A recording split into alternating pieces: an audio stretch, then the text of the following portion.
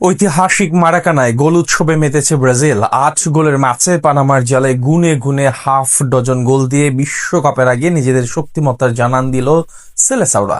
নেইমারকে ছাড়াই দুর্দান্ত ফুটবল খেলে নজর কেড়েছে কার্লো অ্যানচেলোত্তির শিষ্যরা। ৬ গোল এসেছে ৬ ভিন্ন ফুটবলারের কাছ থেকে। পানামাকে ৬-২ গোলে উড়িয়ে দেওয়ার ম্যাচে কেমন ছিল সেলেসাওদের পারফরমেন্স, সেটা নিয়ে বিস্তারিত জানবো প্রতিবেদনে। নেইমারকে ছাড়াই বিশ্বকাপ প্রস্তুতির শুরু, তবে তাতে একটুও বিচলিত হয়নি ব্রাজিল।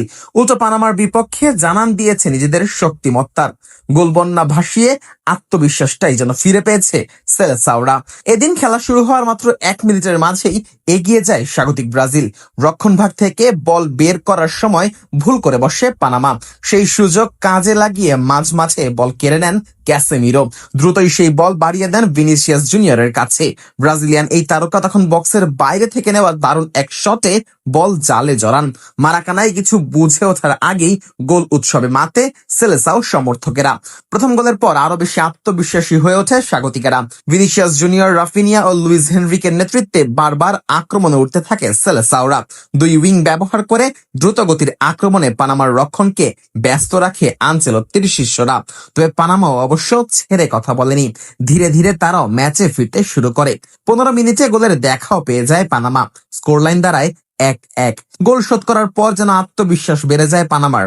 ২০ মিনিটে ফিদেল এসকোবার দূরপাল্লার শটে গোল করার চেষ্টা করেন। ৩৪ মিনিটে এসে শট নেন পানামার ইসমাইল দিয়াজ। দূর থেকে বুলেট গতির সেই শটে দারুণ সেভ করে দলকে বিপদমুক্ত করেন অ্যালিসন।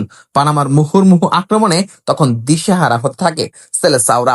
যদিও ম্যাচের মোড় ঘুরে যায় ৩৯ মিনিটে। বাম প্রান্ত দিয়ে দারুণ এক ক্রসে বক্সে বল পাঠান ভিনিসিয়াস, আর সেই ক্রসে হেড দিয়ে বল জালে জড়ান ক্যাসেমিরো। আবারও এগিয়ে যায় ব্রাজিল।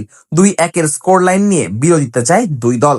দ্বিতীয়ার্ধের শুরুতে ৯ জন খেলোয়াড় পরিবর্তন করেন ব্রাজিল কোচ কার্লো আনচেলোত্তি। আর এতগুলো পরিবর্তনে বদলে যায় সেলেসাওদের খেলার ধরন।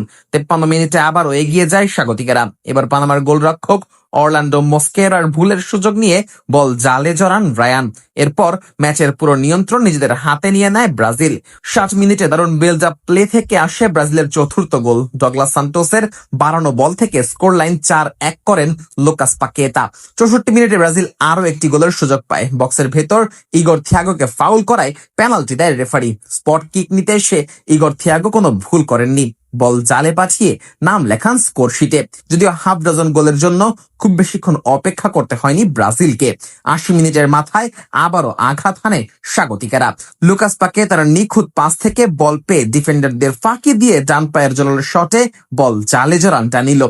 ৪ মিনিট পর অবশ্য একটা গোল শোধ করে পানামা। ফলে ৬-২ গোলের বিশাল জয় নিয়ে মাঠ ছাড়ে সেলেসাওরা।